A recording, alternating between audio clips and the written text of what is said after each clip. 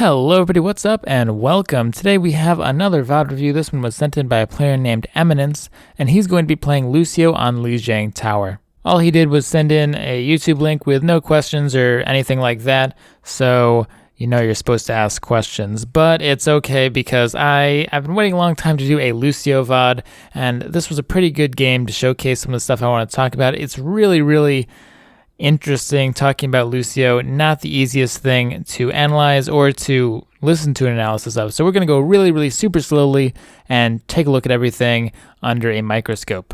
So this is a scrim. It's a 6 stack versus a 6 stack, but they are around diamond level. And I intentionally picked this one because he's not really that bad. To a lot of people, you'd be looking at this and be like, yeah, this is pretty good. This is what Lucio is supposed to do. And indeed, they do wind up winning this fight. He's utilizing his left click. He's doing all this stuff, using speed, all that is super okay. Now, I'm going to go over two different styles of playing Lucio. There's the one that you see in pro matches a lot, which is the really passive aura bot, ultimate bot, left click spam in the back style.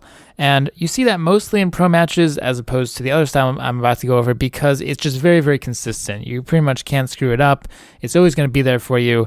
And you're never going to have something unexpected happen. So that's very good if you're a professional team in a tournament where you have to go through many games in a row. If you study VODs of pro players and pro teams playing with Lucio, this is probably the way you're going to be playing in solo queue. But really, I think that this is only effective at all because of just how overpowered Lucio is right now. His speed aura is just so good that existing gives your team a really great chance, a much better chance of winning. But the more effective style, the style where you're going to have more impact, and the style that you definitely should be using if you're trying to actually climb in solo queue, is a more aggressive style. And we see that Eminence here, he plays a lot with the speed aura on in these fights, and that's good. I like the speed aura, and I know I haven't been talking directly about the game, but we're about to get into it as we approach and try to retake here. So you're going to notice that he has the speed aura on a lot, and that is sort of more of an aggressive style, but at the same time he's not really playing aggressively. You see, he's just sort of hanging back, kind of chilling out, sort of staying behind his team and not really doing much, kind of spamming his left click. As a result of this, you notice that he just used his ultimate just now. He barely got it. And we're already at about, 85, a minute, 2 minutes rather, a little over 100 seconds into the game, one ultimate. And I want you to pay attention to this ultimate meter a little bit as we go through this fight. So remember, he's using his speed boost a lot in these fights, or rather the speed aura, but he's also playing passively. So back to what I was talking about with the aggressive playstyle. So Lucio is the only support who can totally independently act as opposed to his team. He doesn't have to look at his team. He doesn't have to even know where they are to be able to heal them. Ana, Zenyatta, and Mercy have to be looking at their team, paying attention to the health bars to a certain extent. Lucio does not. So you have a lot of freedom to go and really just do your own thing. Lucio is definitely the solo playmaker, I guess, of the supports. But a lot of people choose to not play him this way. So in this fight, we're going to see that, again, he just sort of stood in the back, didn't do too much, except for use his auras. And the Reaper's going to come in, nano boosted, and kill his entire team. He could have right-clicked there on reaction, but it goes a bit deeper than that. And we'll see this as we go into this next push. Now, some people call it Tracer Mosquito, but I think the real Mosquito in this game is Lucio. You can really use him to just annoy him, especially with the right click. Has a lot of disruption potential to go through. Now, he's going to come in here, and remember, there's a Winston shield up that he's not spamming into. And his team's going to push through the Winston shield, and that's going to result in a pretty bad time. But because he's so far back, he actually doesn't really have any role in this fight. We're going to see the Reaper comes on the side, his team's going to get wiped, and that's going to be it. Our friend here, Eminence, didn't really do anything. All right, so that's good and well, but what should he have actually done? It's okay to say he didn't do anything, but I need to have some sort of alternative, right? So here, again, he's going to play really passively with the speed aura on. And the Winston bubble is going to be popped, and he's playing so passively that he's like, yeah, I don't even feel like left clicking. It's too much effort, to be honest. So he's not even going to wind up left-clicking the shield. And I think if he actually would have done enough damage to put the shield down by the time his team passed through. But that's just a little mistake. Let's get into the bigger ones. Again, here, he's staying back. Now, Lucio is actually rather durable, especially against this type of team comp. You have a Hanzo, there's a Reaper. You can really stay away from damage pretty well against that sort of team comp. It's not like they have a McCree and a Widow. I mean, Widow isn't played, but a Widow would be a good example, a Soldier, of those hit scan heroes that can really kind of pinpoint Lucio, even if you are doing evasive type of movement. So here he is completely free to just run right in there, check it out, see what's going on. Remember, he's in a stack right now. This is a fully organized, they're all in team chat, they're all in some sort of VoIP, all that sort of stuff. He has full freedom, just go in here, check out what's going on. He would have seen the Reaper on the side here, be able to call it out, and just do a lot, just really disrupt the other team, distract them. But instead, we're going to hang back. And he's going to let his team just walk up. The Reaper's going to come out. He doesn't even really right-click because he could have right-clicked the Reaper away a little bit. That is his pushback for those on console. And as previously stated, winds up really not doing too much except for being an aura bot. Now, yeah, I remember I told you to pay attention to his ultimate meter. It's been almost 2 minutes at this point, a minute and a half to 2 minutes, and he's only gotten about 70% of his ultimate meter. And that is a result of because you're not on your healing a lot, you're not getting a lot of ultimate charge, and because you're not being aggressive with your speed aura up, you're also not getting ultimate charge for damage. Like I said, we're going a little bit slower, a little bit more nitty-gritty, microscopic for this VoD review, just because Lucio is such a difficult topic to sort of go over. So here we are again. We're going to do another push, and let's again pay attention. Remember, he's using the speed aura a lot, and this is going to wind up being their final push because we're only at 80%. If they lose here, they probably wind up losing the game. So let's go. Now, again, he's in the back with the speed aura on. He's using the speed boost as well. Here, he doesn't actually have to be looking at his team. He should be really scared of the Reaper Ana combo because that's all it is, right? He should be looking that way and looking that way and looking up here and really just be like, where's the Reaper? He needs to be stopping the Reaper because knocking back the Reaper is just absolutely huge, really mitigates his damage a lot. But instead, he's just going to be kind of chilling, like whatever, spamming left clicks, not like he has anything else better to do. And they wind up getting womboed, which debatably was he going to absolutely win the entire fight? Maybe not. But he would have at least stopped the Reaper. If we go back and check out where the Reaper came from, as we peek our head back real quick, the Reaper came from here. You just saw his glowing image for a second on the screen. But the Reaper is right there through the Reinhardt. So the Reaper came from either around this corner, which is unlikely, or all the way back, flanking, or over from there.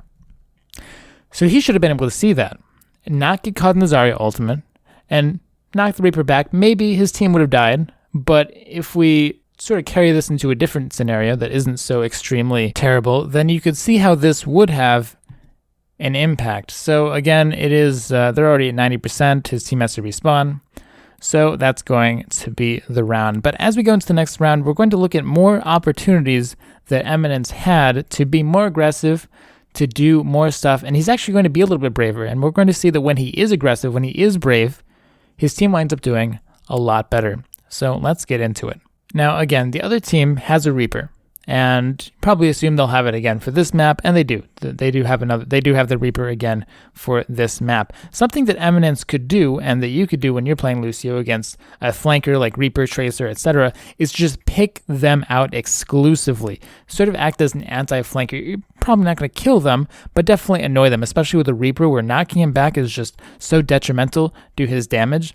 He can go around, be a mosquito, even go and disrupt their supports even, if you can get far enough back. Just go and be crazy, disrupt stuff if you're going to play in this aggressive style that Eminence seems like he wants to play with. So again, he hung back, didn't get too much accomplished, spammed a little bit, but he was healing quite a bit, and you could see that because he had the healing on mostly, he was at 50%. So either you have mostly healing aura and sit back to farm your ultimate, or you have mostly speed aura and you go up and try to do a lot of stuff. Now, his other healer is Zenyatta. Every team has sort of aggressive support and a more passive support. The Zenyatta here is acting as, and his team's just going to get wiped by a combo, so that wasn't too big of a deal.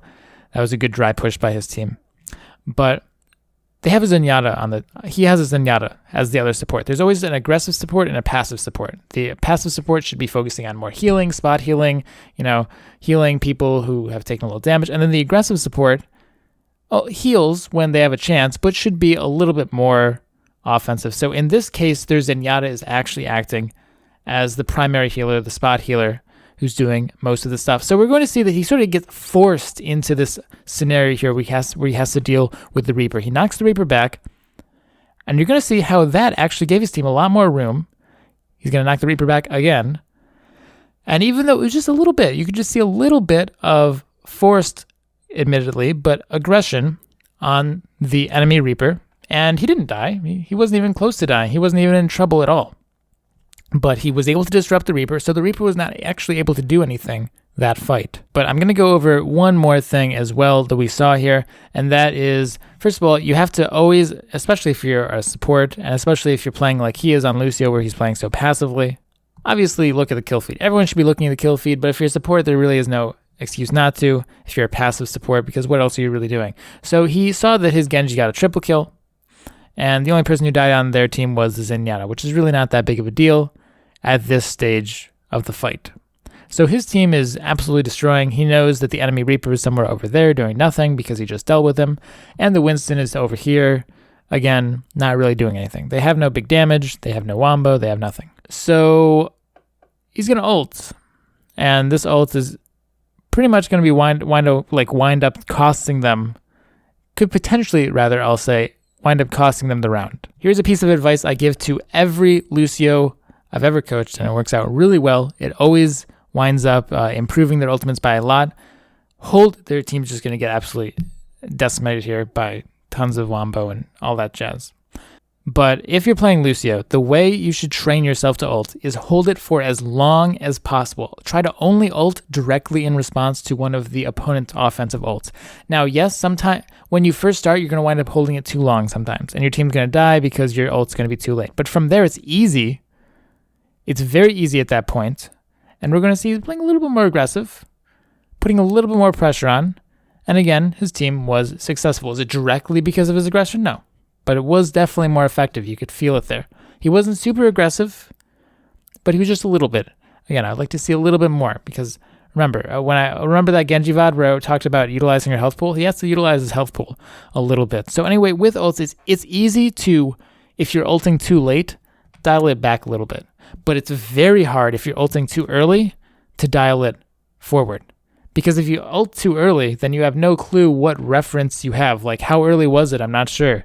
It's kind of vague. But if you ult too late, then it was very, very obvious. Like, oh, I should have ulted 3 seconds before. I'm going to try to adjust that a little bit.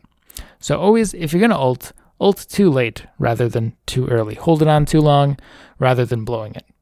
And just to really hammer home the point of how early ults are just as bad as late ults and can easily cost the game, because half of your utility as a support comes from your very powerful ultimate. Not having his ultimate here literally cost his team the match, because we're going to go in here. The Zenyatta is going to heal, but it's not going to be enough to clear through this. Now, if Lucio had ulted there, in addition, then it would have eaten most of the Reaper ult, and Zenyatta would have been able to heal through the remaining Hanzo ultimate. So, yes, this team wouldn't have 100% won the fight, but they at least would have lived through the Graviton, which would have given them a really, really good chance. Not to rub salt in the wound or anything like that, but just really clearly trying to demonstrate how bad a missed ult can cost you. So, let's just take a look here. Okay, so if we are in our heightened sense, our in-game senses, our spidey senses are tingling, and we're looking at this. Well, first of all, where's the Reinhardt? There he is. All right, it was a little blurry because of the VoD quality. But now we have a couple options. We can either back up. Remember, it's overtime. So we definitely want to be putting some pressure on the point. Backing up is probably not going to be doing that much good for our team, because letting pressure off at overtime is not very good. You could go over here. You could go over here. Remember, this is Zenyatta right there. Let's play it forward a little bit more. So now that we're a little bit more forward, clearly the option is to go forward, go into your team, help your team, but instead, running away is actually going to get him killed here. Because he's going to run away from the team, and the Reinhardt's going to chase him down. By the way, also, if you back up as opposed to, like, if you're running away from someone, always make sure you turn around and go forward rather than back away from them because you go faster. But the main point is you just can't be scared to be aggressive, to go up with Lucio. Again, you're not a Mercy, you're not an Ana, you're not a Zenyatta. You can't afford to just hang back. Well, you can because his auras are so strong in the current state of the game and still be okay, but really you can't. If you really want to bring out his full potential, have an impact, especially in solo queue when you don't have, Taimu going around killing people and professional players supporting you, you have to have that impact, be aggressive, and look for those opportunities. Now, I don't really have too much Lucio footage just laying around because I don't really play Lucio, but just a quick clip to give you an idea of kind of how much you can get away with. Now, I know this is a quick play match, as you can see, but most of the players in this match are around low diamond-ish, so that should be mostly sufficient for most of the people watching this. And as long as you use your speed boost, pay attention, don't get hit by dumb stuff. You can see they have a Hanzo on their team, so they have a Junkrat, so they don't have too much. They can actually hit me, kind of like in the previous game we just watched. And so go around, I just forced out the Mercy ult by knocking her into danger. And play around with it. Be more, I recommend you be, again, same thing with the ultimate, like I was talking about before, be too aggressive. Just be as aggressive as possible. Be in their face, go crazy, go nuts. You can see I died there because I was really trying to push it to the limits. Just kind of go nuts and experiment. See how hard you can go, because it's hard to dial up your aggression. It's easy to dial it back. So shout out to Eminence for sending in his VoD. Lucio is a really, really complicated topic, and you could go on forever about all his little nuances, but I hope I went over enough content and I tried to keep it short and concise so we didn't use too much time. But anyway, the stream this Saturday went great, by the way. Thanks to all you who showed up. It was amazing. Super, super fun. Definitely going to be doing those in the future. Maybe not Saturday, because Saturday night is kind of a bad day for a lot of people. But sometime during the week, probably during the week at night, after everyone gets home from work and has dinner and all that stuff, I'll be scheduling another one of those. So again, thanks for the people who showed up. It was awesome. It was great. And I definitely encourage anyone who is interested in my content and who wants to just chill out, have fun, ask questions, stuff like that, to come and join us for the next one when I schedule it. But anyway, guys, I hope you enjoyed. Hope you learned something, maybe even had a little bit of fun. So stay positive. Have a great day. Peace out, guys.